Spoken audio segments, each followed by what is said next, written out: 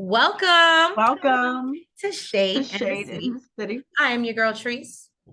It's Nels. Today, we are jumping into our review of 90 Day Fiancé, The Other Way, Season 4, Episode 8. For every joy, there is a price. Now, if you have not already, Shade Squad, please make sure that you hit that like button. And that subscribe button. And y'all, please forgive us if we have some issues, technical difficulties, because we got a windstorm going on here. And yeah, I don't know if the Wi-Fi gonna be Wi-Fi and like we need it to. But yeah, so let's get into it and let's get windy and shady at the same time.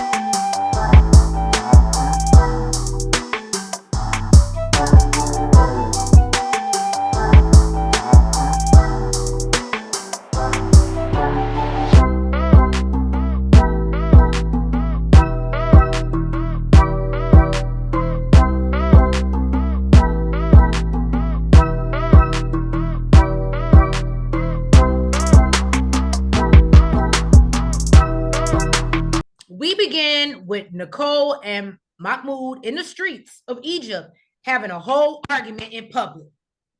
Okay, it's going down in the Egypt. It's going down in the Egypt. It go down, it go down. I'm just saying, okay. He's trying to figure out what he said or did to make Nicole so damn angry. They start tussling out in the streets, and Nicole walks off and basically tells him to golf. Okay. Now they cut to 5 hours earlier, and she says her and Mahmoud agreed the night before that they were not going to discuss their problems and try to have a better day today. And look, it sounds like his plan worked. Because remember, he said, when we go to my uncle's house, she's going to forget all about it. We're going to go back home and we're going to be good. So good point. He know his wife. Good point. Good point. I'm glad you pointed that out. So he comes to Nicole and says that he thought about what his uncle said the night before and wants to teach Nicole to pray. I thought this was actually a very dope moment. Of course, love TLC for teaching us something new every week. And so Nicole, I'm not gonna lie, okay. Nicole wants to get specific. I always mess up that word. Is she learning the motions? Is she learning what to say? Why does it matter, girl? Pray, watch, follow. I don't know. I think it aggravates him also because he's trying to show her like how to wash up, and she's like asking like questions about that. And Like he's she like, ain't never seen him do it before. He was like, it's voodoo. I showed you this before. Yeah, which also makes so me I think he gets aggravated that when he's showing her something, it's like she's learning it all over for the first time, all over again. It's like no progression. I think that aggravation comes from the fact that you're playing stupid or ignorant, like you don't know and you've seen it. Like at least if she could be like, oh hey, I know we're supposed to wash, da da da whatever, da da da. At least retain some of what you have already been taught, but she just acts purely ignorant, like she's never been taught before, and that would be annoying to me too. So she says that she would like to learn, and she believes that her struggling with her faith, this would be a perfect time. So she feels maybe the answer to their crisis is prayer. Now we Nels talked about is it voodoo or woofu is what I got? Voodoo, which is the cleansing before you pray. Mahmoud says Nicole, again, seen him pray before, but clearly seems to forget. And I said, because she doesn't want to learn. He's trying to get her dressed for prayer, and she's already questioning she has to cover her hair. That irritated me. Now, because he's trying to teach you, he's telling you what you need to do. Do I have to cover my? I was like, girl, I have to tuck it all in. He lets her know she does. And my notes say, duh. And he's happy he finally got her back in a hijab. I said, well, good work, sir. Now, he knows he must help teach her, but worries because he tried it with the clothing. And, she got really upset, as we all know. Now, she listens to him praying and says she never heard him pray in that tone before and feels he's so full of surprises. And that's why she loves him. This is my RBF, y'all. Okay. She thinks it's so beautiful to be that devoted to something, and says she feels close to him in that moment, and tells him doing this reminds her of how much she appreciates Islam. Now, he apologizes to her for not being softer with her, and, thinks that it would have been easier to teach her. And she admits she'd be a little further along, but says they both made mistakes. This couple is aggressively passive because every time someone is supposed to give a compliment or they're apologizing, somebody always has some smart ass to say on the other end. And that goes both ways between both of them. I've noticed that in a couple scenes. So anyway, he brings up that it's going to be a very hot day and suggests that they go swimming. Now, she jokes and asks if she can wear her bikini. And he tells her they just finished praying, so he's trying not to be rude to her. And he tells her she knows that she has to wear, I guess, the burkini. And if she doesn't, cool. I'm not going to keep you from swimming, but you won't go. So, look, he says, it's whatever you decide, whatever you like. I said, dang. That was, he said, no, you ain't got to wear it, but Yeah, he basically said it's your choice. So Nicole is like, I really enjoy the water, and that's a big thing for me. And, I'm sorry, but yeah, and says that the biggest issues is having to wear the swimsuit that Mahmoud wants her to wear. She then asks if she must wear something under it. Like she's never done this before. Again, playing ignorant. And Mahmoud is clearly irritated or agitated rather. And basically walks off and tells her he doesn't know. Because now you're playing in my face. You really gonna play stupid for these cameras? And then I was watching All Things Reality. They always do like a quick breakdown of like all the scenes or whatever. And he made it a good point. He thinks Mahmoud's issue was the fact that the way that she was like speaking in front of the camera, I guess it could give you a visualization and make you think about her body. And even because he was so sensitive about the camel toe, it made me think like, oh yeah, so am I gonna wear something under this? And he was like, I think he was bothered by the fact that she's like making a visual for the viewers. Oh. And I was like, I didn't think about that, but that's a good point. Yeah, I didn't think about that either. I was like, well, he definitely did get hot. He was hot about that. And so he believes, or she believes, he's angry because she mentioned about wearing something under the swimsuit, and thinks that he just resents her for being American. But she like, he chose me though. And you chose him. And you went both ways. And you chose that religion. Okay. Oh, that part. They go get in a taxi. They head to go swimming. And basically, he says that, he knew she was upset when he left the bedroom. So he did apologize because he doesn't want to fight. He wants this to be a great, beautiful day. She lets him know that she does want to go swimming, but she does feel self-conscious about the swimsuit. And, even that irritated me. As soon as they get over this fight and they're going to the thing, here she goes, well, I'm going, but this wearing this swimsuit really makes me so upset. We just had this conversation at the house. And he told her, he knows he's going to try and be more nice, and not such a bad person. And she says, you're not a bad person. You're just uncompromising. She said that she really doesn't understand. She makes my ass itch.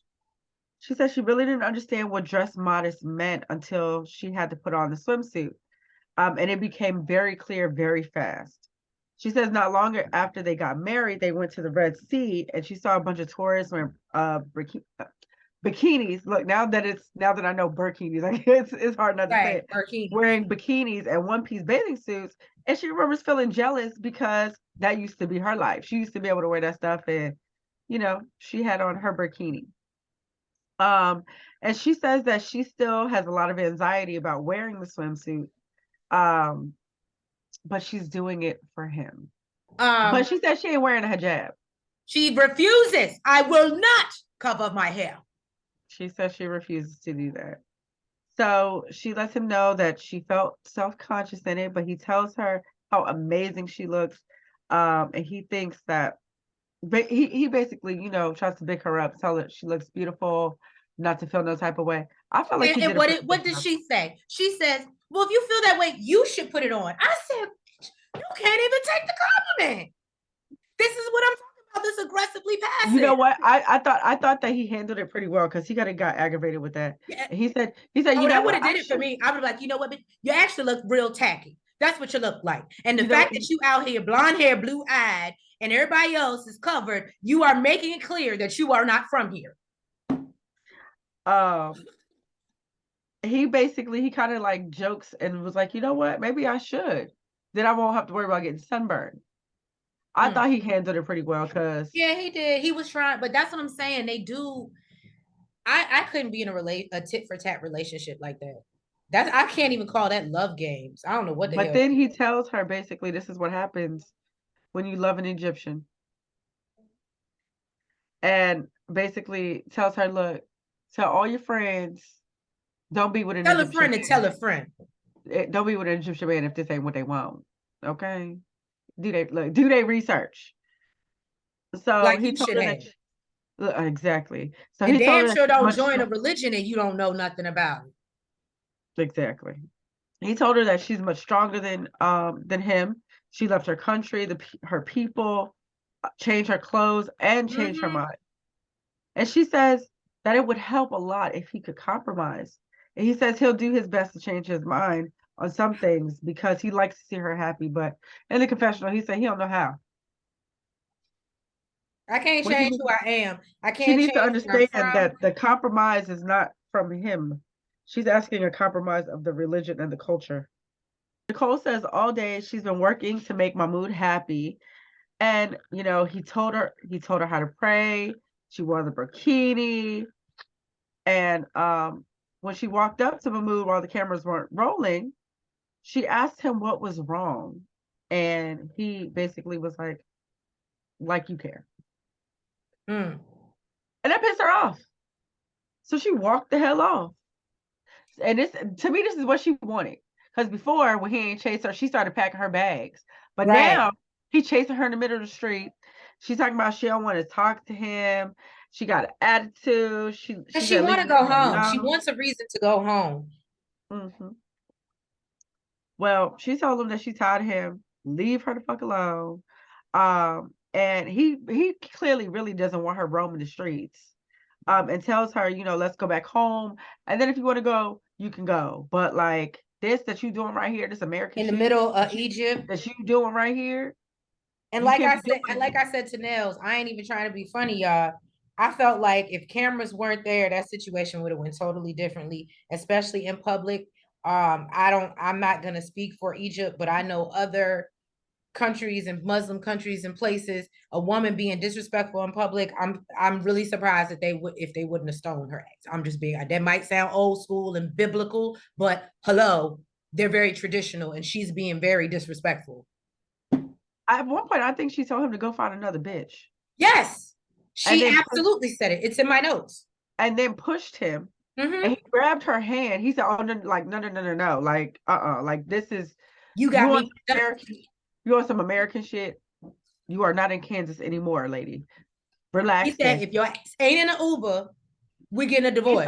He told the cameras, he said, like Egyptian women, the wife, they don't even argue with their man in public. So for her to even raise her hand at him in public, he said she knows that she can't be doing that. So I think she went back to like the pool area, wherever they were, after he called the Uber. She said she ain't going with him. So he came up to her. He's like, look, if you're not coming with me in 5 minutes, basically this marriage is off. She said, you are not controlling me anymore. And do what you want to do, sir. So he left, started texting her, told her, I don't feel like I did anything wrong. And if you don't come with me, we're done. And he got in the Uber by his damn self. And Nicole said she don't really know where they stand. She don't know really where she gonna go from here, or how she's moving forward. But it ain't much forward to go. That's all I'm gonna say. I hope she got somewhere to sleep tonight, just in Right. case. That's what I was gonna say. You better hope you got somewhere to stay, because I think that mama gonna get tired of being quiet, sitting on the couch and not saying nothing. That's just me. I mean, my thing is, you let this man take off in the Uber. Do you know how to get around? They ain't gonna help her, right? The producers will help her. Let's Right? hope, because again, she don't want him. She act like she don't know nothing. Anytime he do tell us something or show us something. So Well, she was out there by herself before she met him. that's She true. figured it out. So, Well, we move on to Jamie. And so Jamie brings Chris buñuelo, which apparently is a donut with cheese. Chris seems to enjoy it. She thanks Jamie for taking care of her and says that she probably saw her at her worst yesterday. And Jamie asks if she knows anything, if she has any updates about her court case. Chris tells her that they're going to try to do it without her.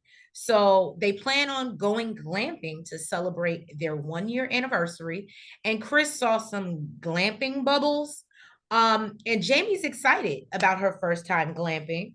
And she can planned. I tell you, it aggravated me that she called it a. Never mind. Okay. It was a yurt, y'all. It was a yurt. I don't know why. It just aggravated me to my soul that she called it a bubble. Yeah, we can call it a bubble yurt, but it was a yurt. Okay, it was a yurt. Don't feel. I didn't know it was a yurt till she said it was a yurt. I said bubble too, so or igloo. So anyway, Giving the man in the bubble. she plans on Chris plans on proposing again to Jamie and worries if she'll act, if she might say no because she has such a hectic life.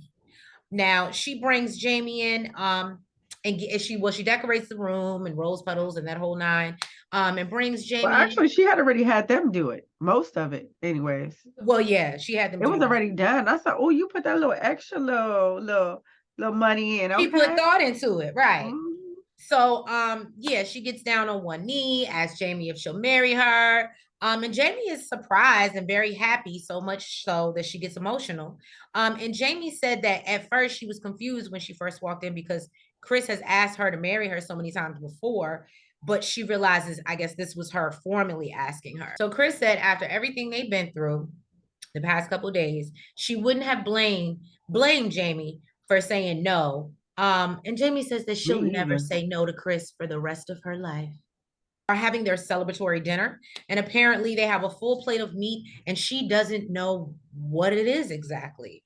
I think one of them was like a bull's penis or something like that. Is that what it is? And blood sausage. Usually that's what that. Okay, I don't know. That's what blood sausage is? I'm not gonna say that's what blood sausage is, but most of the time it's usually some part of the cow that we don't normally eat over here. Look, now you're gonna have me Google because that's what it do. Um, okay, no, it's a blood sausage, a sausage filled with blood that is cooked and dried and mixed with filler until it's thick enough to solidify when cooled. Also, it's really blood.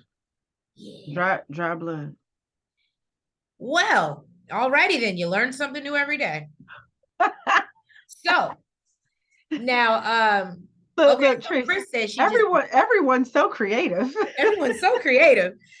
So then Chris pretends that she's gonna eat it. Jamie wants to talk about wedding plans, and apparently they've gotten a wedding planner.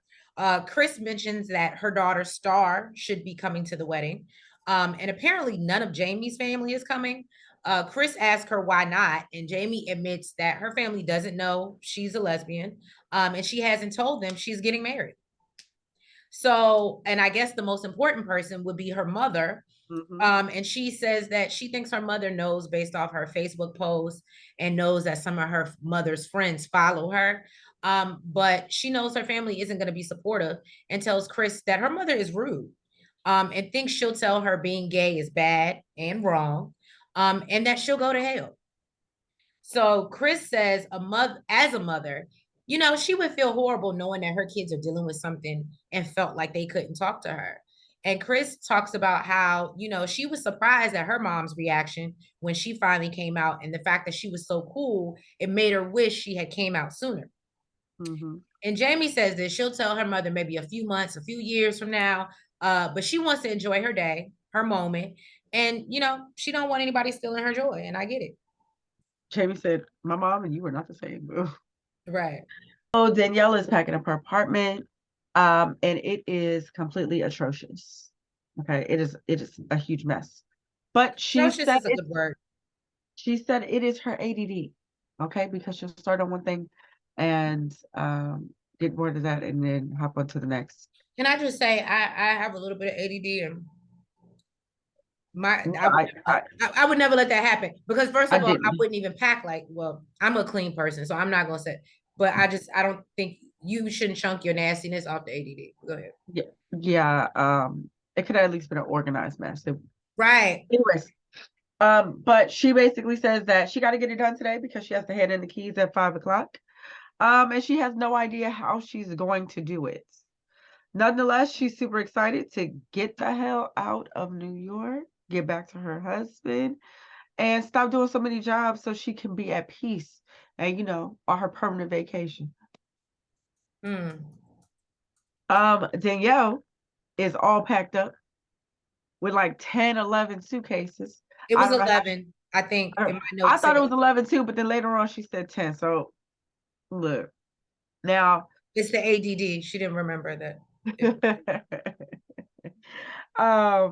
she's spending her last night in a hotel before she heads to DR. She says teaching has been her life for like the last 19 years, and she's given it up, and it's one of the hardest things that she's had to do, but she's moving towards love. After their last few scuffles, she's realizing that their life together isn't going to be as easy as their vacations have. And she feels that she's making a lot of sacrifices without really knowing whether their relationship is going to work out. But she's in it to win it. Okay. Now she's at the air. Now Johan, he is at the airport to pick up Danielle. He said he's excited and nervous because the last time she was there, they got into a huge argument.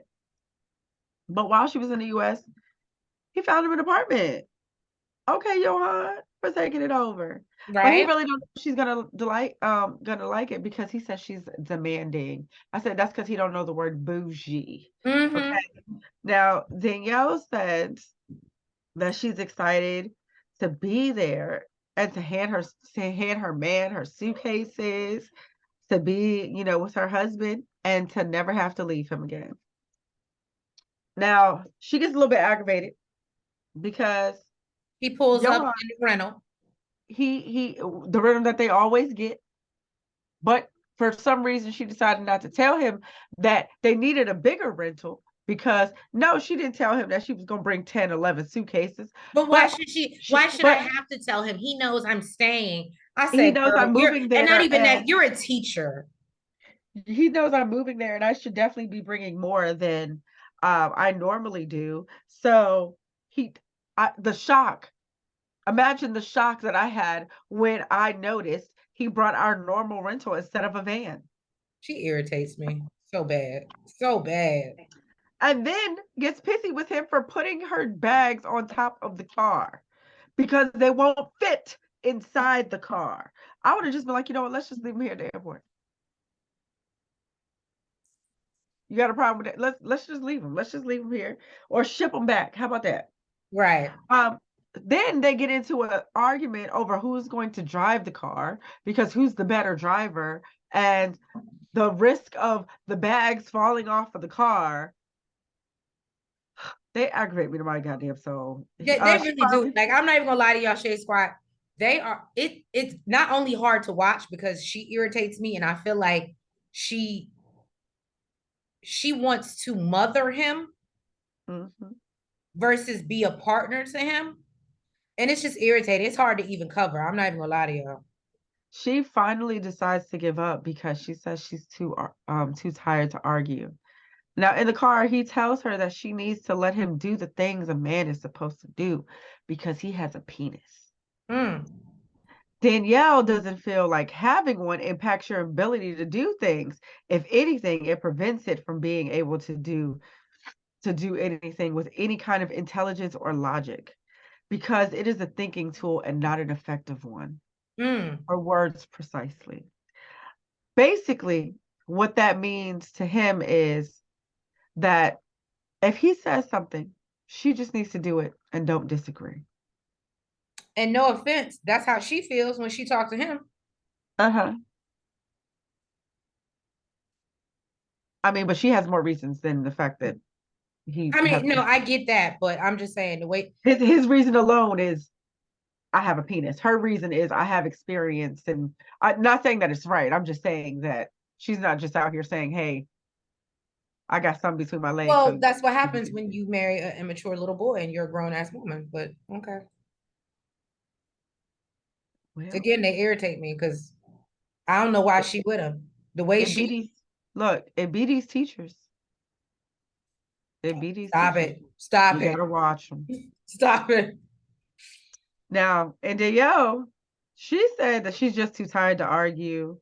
But by now, he definitely should have figured out that patriarchy is not going to work in their relationship. And she told him that he needs to think about what he wants in the future for their relationship, because if he wants to argue all day, she with it. But she let him know that's really not what you want. But it really ain't what you want. That's not what you want, bro. Mm-mm. But sign up for it if you want to. I can show you, but I can tell you. Now Who's we next? move on to Isabel and Gabe. Now, Isabel is checking on Gabe. As we know, they got to sleep in separate rooms in her parents' house. He complains about it being cold, but says He that, slept in a coat. yeah, so it must have been cold, cold. Um, but basically says that it feels weird sleeping separately. And he talks about how nice her parents are to him, and he feels bad because they are so nice. And he has this big secret. So he says, he wants to tell them tomorrow and doesn't want it to go on any longer without them knowing the truth because he feels like it will just only be worse. He obviously is concerned about them not liking him because of who he is and feels like her parents genuinely love him and worries that they may feel differently after he reveals the secret. So he's especially concerned seeing as how he wants to ask Isabel to marry him. And Isabel tells him she doesn't know about him sharing his truth and thinks her father will say that God doesn't really like that. Okay. She asks if he knows what he'll say, and he doesn't really have anything planned as of right now. And he asks her if it's going to be him or her father. And she basically looks at him like crazy, like, sir, that's not even a question. So he knows it's crazy, but thinks, that may come up. And she then explains she's not sure what she would choose if she had to, which is news to Gabe. And he assumed that no matter what, they were going to be together. And he feels like maybe their relationship is not as solid as he thought it was. Mm-hmm. So then Isabel and Gabe decide to go and take her parents to go horseback riding. They left the kids at home because after that, they plan to rip off the Band-Aid and tell them he's trans. They sit down after a relaxing horse ride, and Gabe reveals to her parents that he's trans. And then they cut it. I said, really, TLC? They be with the BS. Debbie, she's still pissed from the night before with, the BS that Osama pulled on her, telling her that he wants her to go back to the States after a month or two. And she said that she don't want a fiance that, doesn't know if he wants to marry her or not. So the next morning he came to her room and asked if they could, talk about what happened last night. So she came out, and he says that he wants to fix this. She said that she got a lot to think about because he basically slapped her in the face with a different Osama. Mm. And he says that there was a misunderstanding in translation. They put the plan together in general, but never touched on the details. Now, this man is over here gaslighting her, telling her that, she didn't make it clear that she was moving there permanently. They've I would talked in the that past. right there would have just made me get up and leave the table. You gonna stop She playing in my listen, no, face? she caught him with one line. I said, there you go, Debbie. There you go. He said, they've talked in the past about, her going back and forth for her business. So he thought that, she was just going to be coming for a few months and then going back for her business. Lies you And tell. she says that she finds it hard to believe that he misunderstood her intentions. And he talks about, talking on social media and stuff like that. And she says He didn't know No, if you was because really last coming. night, she said last night, what I said to you was you should have told me that before I came, and you said that you didn't because you knew that I wouldn't have come. Which means you're effing lying, and this was your plan and your plot the entire damn time. So he says that he apologized for last night, and he didn't mean it, and she knows him. And he says that he is sure that he wants to marry her. He's sure about her, but there's tradition, but there's traditions that they have that, they need to follow before marriage. She tells him that she respects the traditions, but he has to make her believe in him again. And he said, I got this. Debbie Because it said that don't take much, apparently. Debbie said, just a camera ride on the beach, girl. Debbie said, they made up, so they're gonna hit the Debbie, reset I'm gonna button. need you to up your standards, boo. But Leave my baby I guess alone. I'm gonna need you to leave Debbie alone, okay? She old and she wants some love. that's why I said maybe it's an age thing and she just, whatever. But She need love, I think okay? she could find love with somebody that ain't. I really love her personality. I just love her. I So like her personality too, but that don't mean okay. That don't mean you got to be foolish. leave I'm her gonna say personal that. choices. I ain't gonna call her stupid. That don't mean you Leave ain't her got. personal choices alone, okay? Okay. So she says that they hit the reset button, they decide to go to the beach. Now they decide to ride a camel together. And Debbie loses her shit. She is screaming and hollering, acting like And she a being little, real extra. acting like an American cowgirl. She Okay, and I is. know all Like I could the understand the initial getting up. That probably would have made me have a reaction too. Like, is this gonna fall? Is his knees gonna buckle? Like I would have been scared too. But after that, when we just cruising, we riding, I ain't gonna be, oh my God, look at me, I'm riding the camel. yeah, Look and at everybody me. and guess what? Everybody was looking. Was looking. Everybody was, Everybody and then she's like, was I think looking. I may have embarrassed him. You think? Yeah, I was embarrassed for you over here watching you. I believe she did too. But he said he doesn't care what other people think because they ain't gonna be the ones by his I'm not gonna bed. lie. When he said that, I Yeah, said, "This is how you got when her. You, right. you like He a said they ain't prison gonna be babe. You know what to say to keep her wrapped up." he Okay, said they ain't gonna Osama. be there when he's ill and going through it. It's gonna be her and his family. And he loves her and doesn't see anybody but her. I said, speechless. I got me speechless.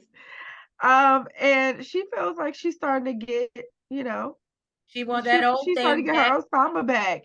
But Mhm. she said she gonna keep her eyes open, especially after last night. He switched up real quick. Yeah, exactly. Now on to our next fool. Yes, I said it. Jin. She has to go back to America. She's not sure when she'll be able to come back to India. And Rishi comes over and he promises to continue to work on their relationship while she's away in hopes that they can get her a visa sooner rather than later. As the last time we know took 2 years. He tells her he has a surprise for her before she goes off to the airport. And then he gets down on one knee and proposes to her. And I thought this was very sweet. I actually did shed a tear. I'm not even going to lie to you. Did you really? Huh? Did you really? I did shed a tear. I I told you was, I like Rishi. He's terrible. He it might wasn't be a even little bit of Saya. romantic. It was in the middle of the street. I don't. It was just Literally before she head to the airport. There was stop it. nothing special Stop about it. it. Stop it. Jen says she's very happy and overwhelmed. So she's excited, but is now worried that something is going to happen to keep her from being with Rishi. However, she believes love is worth fighting for, and she's ready to put up a fight. I know what happened, Jen. What happened to it ain't supposed to be this hard. Right. But then Jen arrives back at home, and I believe it was her sister-in-law, Tara, Yes. Yep. comes to pick her up. She's worried about telling her family, what's going on with Rishi.